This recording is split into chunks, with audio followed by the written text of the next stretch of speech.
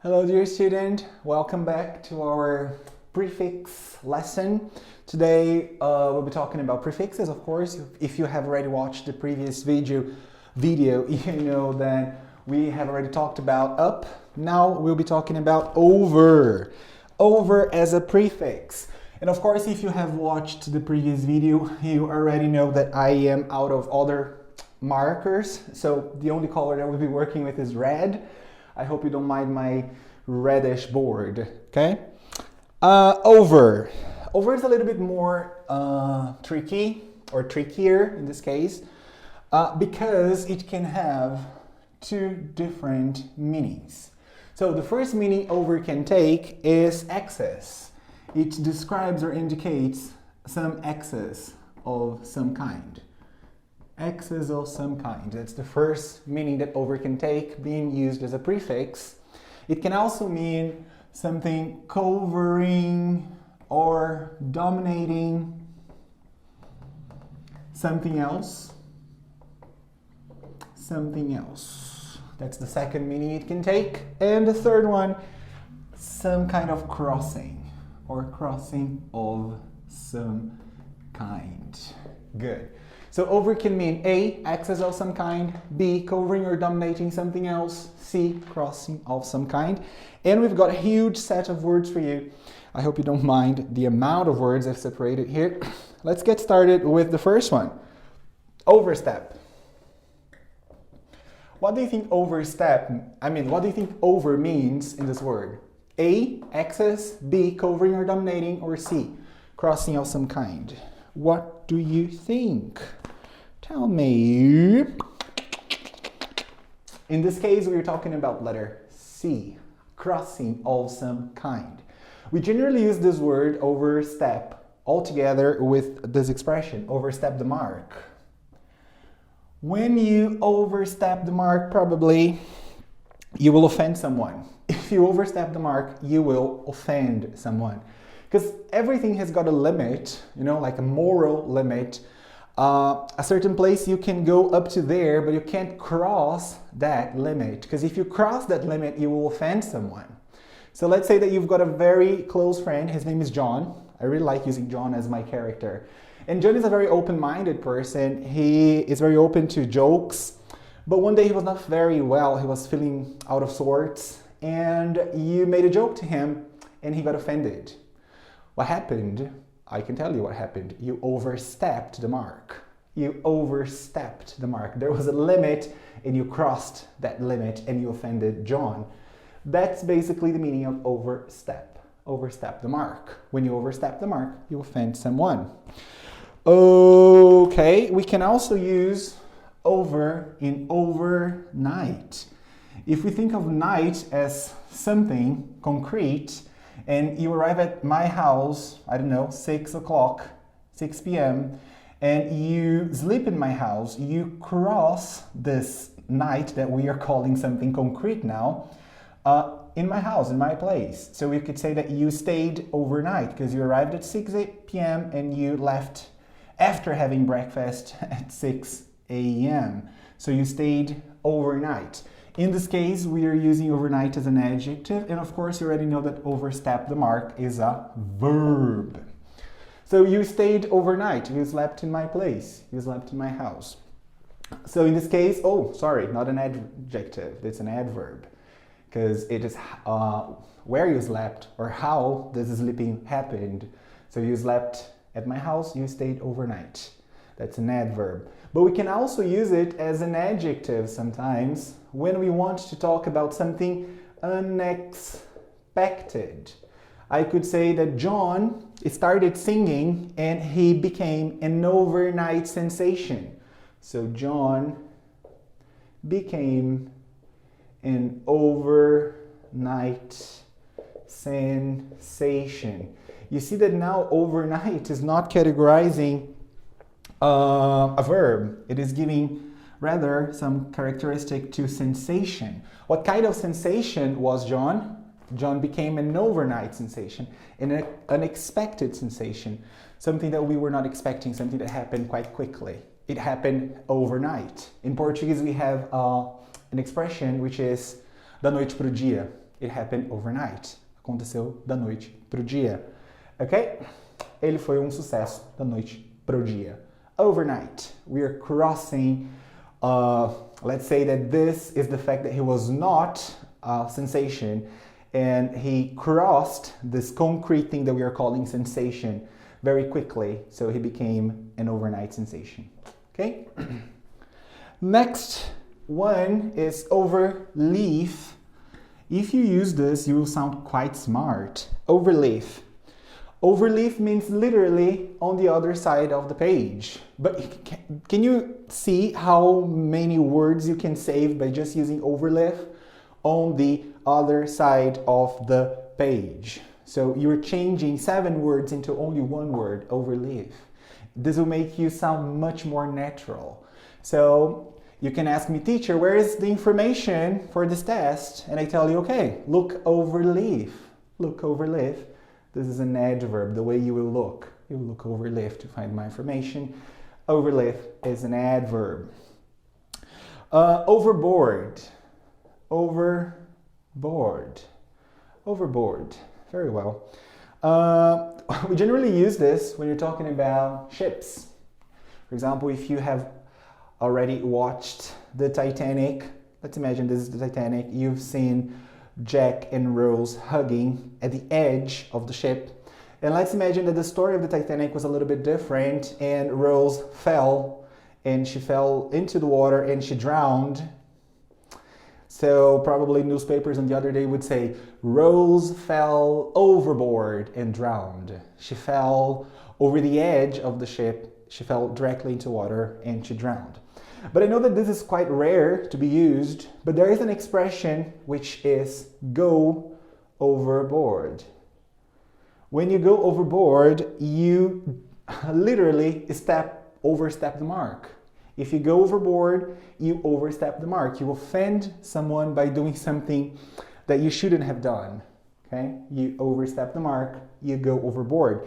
So I could say, you definitely went overboard with John yesterday. You offended him. You shouldn't have done what you did. I don't know what you did, but you shouldn't have done that. So you went overboard. It's the same as you overstepped the mark. Of course, this is used as a verb, as go as a verb. And this is an adverb. The way that she fell overboard and she drowned. Okay, we can also see over being used as crossing of some kind when we think of overbalance. Of course, you have already overbalanced and probably you almost fell flat onto the ground. Maybe luckily you didn't really fall, but when we overbalance, we lose our balance for some time. For instance, when you're running and you trip over a stone, for example, probably you will overstep, you will get a little bit of overbalance. You will lose your balance for some time. And if you were quick enough to get your balance back, you're not gonna fall onto the ground. But if you're like me, I'm so clumsy, so probably if I overbalance, I will fall flat on the ground. In American English, though, we don't use overbalance. We use outweigh. Okay? Lose your balance for a short period of time, and when you almost fall, we say that you can say that you overbalanced. Okay? Or outweigh. These are verbs. Next one, overlap. If two things overlap, in some point they share something in common. So let's think that this is circle A and this is circle B. Let's say that A is red. In this case, I could say that A overlaps B. Circle A overlaps. It takes some part of B underneath it. So it overlaps B. But we could just say that A and B overlap. It's also possible. If you don't want to focus on one element, you could just say that they both overlap. So one part of B is right below or underneath one part of A, and one part of A is under some part of B. So they overlap. Okay?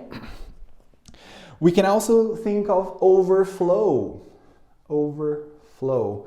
We generally use this for liquids. When there is too much liquid inside a container, probably it will overflow.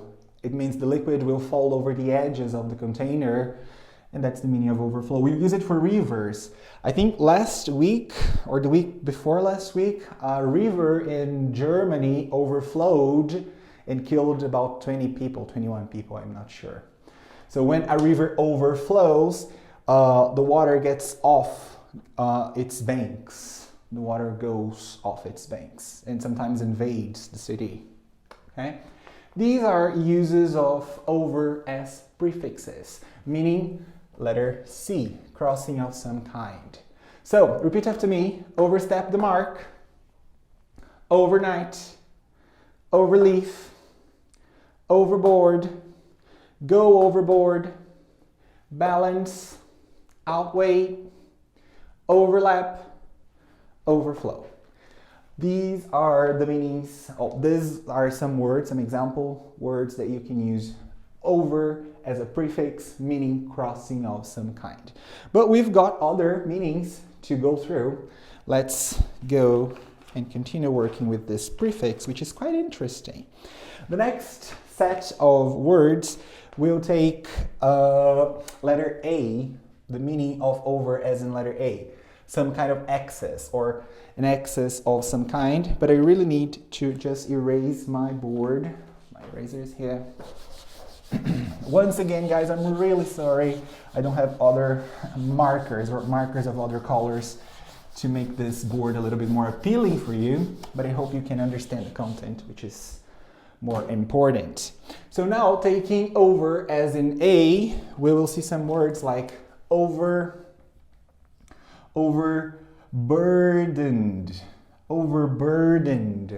When you are overburdened, you just have too much on your plate. Maybe you just have too much work to do and little time to perform this work, and you feel completely stressed because there is just too many things to do and you don't have time to do them. So you will feel overburdened. Sorry, this is an adjective. Okay? Generally, people who work for big companies, they feel overburdened all the time. I've got some students that work for IBM. I don't know if I can cite the names of the company here. I don't know, I'm not talking ill of them. I'm just saying that sometimes they do feel overburdened. They have lots of things to do and very little time to perform these activities. Next one is over age. If you are over age, you are just too old to perform something. You're just too old for doing something. So probably if you have ever been to an amusement park, you see that some of the amusement park toys, they are designed specifically for 5-year-olds, 6-year-olds, not for 40-year-olds. So if you're a 40-year-old man and you want to ride in a toy, in an amusement park toy that was designed for a 5-year-old kid, probably the person taking care of that toy will tell you, oh, come on, you are over age. You're just too old for this. If you're too old for a specific purpose, you are over age. Next one, overbook. This is quite interesting. This can happen with hotels, with movie theaters, with concerts. Sometimes, for instance, a hotel can book more rooms than they have available for really receiving their guests. If you have ever experienced this, you had to wait for several hours at the front desk waiting for a room for you. Why? Because the hotel overbooked, or because the hotel had overbooked. That's why you had to stay at the front desk waiting for some time. Or let's say that you want to see a concert of your favorite singer, let's say Gal Costa, my favorite singer. And when I get there, there are no seats for me. And I complain to whoever is running the event, and they say, oh, I'm really sorry, we have no seats available for you. Why is that? Because we overbooked. We sold more tickets than we had seats available. Okay, that's the meaning of overbook. It's a verb, but it can also be an adjective if you use ed. You could say that the hotel was overbooked, for example. There were no rooms available for you because they booked more rooms than they had available. That's overbook. Next one, overrate. When you overrate, that's a verb. If you overrate something, probably you are saying really good things about something that is not that good. Okay, that's overrate. So you evaluate something as good when the thing itself is not that good. We generally use this as adjectives. We could say, oh, that movie was totally overrated. People were saying that the movie was really good, but when I really watched the movie, I really watched the film, I didn't like it. So the movie was overrated. Okay? We could use over, meaning excess of some kind, to talk about things that are overpriced. This is an adjective. If something is overpriced, it's just excessively expensive. Okay? If you think of buying, I don't know, if you think of buying a pen for $10, probably that pen is overpriced.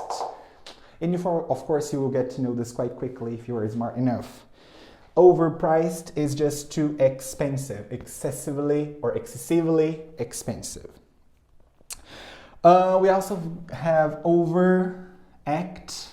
And altogether with overact, we need to talk about overreact. When you overact, you act in an excessive way, And when you overreact, it's because something happened and you reacted to that excessively, okay? So don't overreact. Grammar is fun, vocabulary is fun. Don't moan about vocabulary and grammar like you do all the time. You're overreacting. This is quite simple. Okay? Great. By doing so, we finished over, meaning an excess of some kind. And we still have got to work with be, covering or dominating. And I think I can use this. I have enough room on this board for working with letter B. When a verb or when a word comes with the prefix over, meaning covering or dominating, you need to understand that one thing dominates another or covers another. For example, when you say that something is or someone is overbearing, that's an adjective, and generally we use it to talk about personalities.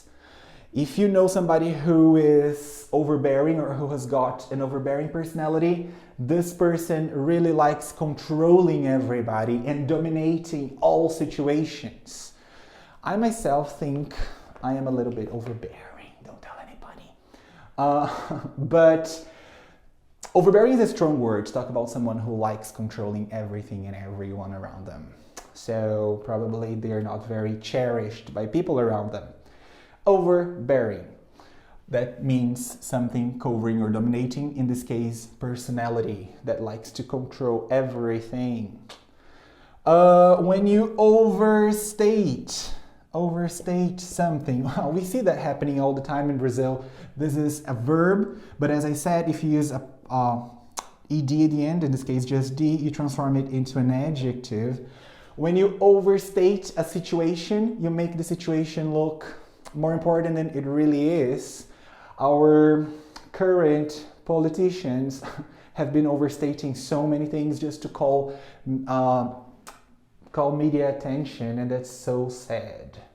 Because they want to hide something, right? So let's say, I really don't know how many people have died from COVID because I completely stopped searching for news because they were making me feel completely desperate. But more than 500,000 people have died from COVID, and people were overstating a case of let's call it serial killer. I really don't know. I'm not following the news. Why is that? Because sometimes some situations are so bad, we need to create other situations so they can work as a shadow and cover something else. That's the meaning of overstate. If you overstate a situation, you make that situation look better or worse than it is, or more important than it is, so you can cover something else that is happening. So we could say that John didn't study for his test, so he woke up feeling just a little bit cold, when you have that running nose, and he said that he was dying. Oh, grandma, oh mom, oh grandma, oh dad, I can't go to school because I've got a very bad flu. In this case, John was overstating his symptoms. What for? For not having to go to school and do the test. That's the meaning of overstate. We can also use it with overshadow.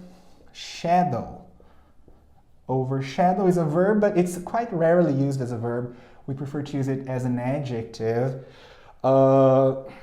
So if you live in a house, this is your house, can you see? And let's imagine there's an office building adjacent to your house. And in the morning, the sun is right over here. And during the morning, you have no sunlight. Why not? Because your house is overshadowed by the office building. So the shadow of this building is cast on your house and you can't see sunlight in the morning. But this is completely literal. We can also use it metaphorically when, let's say, somebody more intelligent than you is around and you feel completely intimidated by this intelligent person. So you could say that you are feeling overshadowed by that person. You are feeling intimidated by that person. Okay? Overshadowed. And the last one is overcome. When you overcome a situation, you dominate that situation. You take control of that situation. You win the battle against something. So let's imagine John had cancer, but he survived cancer. He fought cancer. So he overcame cancer. It's in the past in this case. So let's repeat the words after me. Overburdened, overage, overbooked, overrated. I really liked knocking on my board. Overpriced, overact, overreact, overbearing, overstated, overshadowed, overcome. I'm completely running out of time here, but there are some sentences I want you to take notes. We're going to work with them as a dictation. So the first one, he became a success overnight. He became a success overnight. I'm going to write these sentences on the description of this video on YouTube because I'm not going to have time to write them on the board. Number 2, I think you have overstepped the mark by making that comment. I think you have overstepped the mark by making that comment. Number 3, find more information over leaf. Find more information over leaf. Number 4, John tripped over a stone, overbalanced and fell flat onto the ground. John tripped over a stone, overbalanced and fell flat onto the ground. Poor John. Embarrassing situation. Number 5, the river overflowed and took many cars along the avenue. The river overflowed and took many cars along the avenue. Number 6, with all these sacks, the school will With all these sacks, the school will end up overburdened. With all these sacks, the school will end up overburdened. Number 7, there were no seats available for me as the theater had overbooked again. There were no seats available for me as the theater had overbooked again. Number 8, I'm not overreacting. I'm sure these charges are overpriced. I'm not overreacting. I'm sure these charges are overpriced. Number 9, Mike has such an overbearing style for running the office. It gets my goat. Mike has such an overbearing style for running the office. It gets my goat. Number 10, sometimes I feel overshadowed by your intelligent personality. Nobody pays attention to me. Sometimes I feel overshadowed by your intelligent personality. Nobody pays attention to me. Number 11, the president clearly overstated the situation to gain media attention. Does that ring a bell for you? The president clearly overstated the situation to gain media attention. And number 12, I am sure she'll overcome this disease. I am sure she will overcome this disease. And by doing so, we have finished working with over as a prefix. Next class, we'll be talking about under. And the class after next class will be about cross, co, con, e, ed, pro. Okay, I hope you have enjoyed, but more importantly, I hope you have learned. Put these words into practice, okay? Bye for now. Kisses.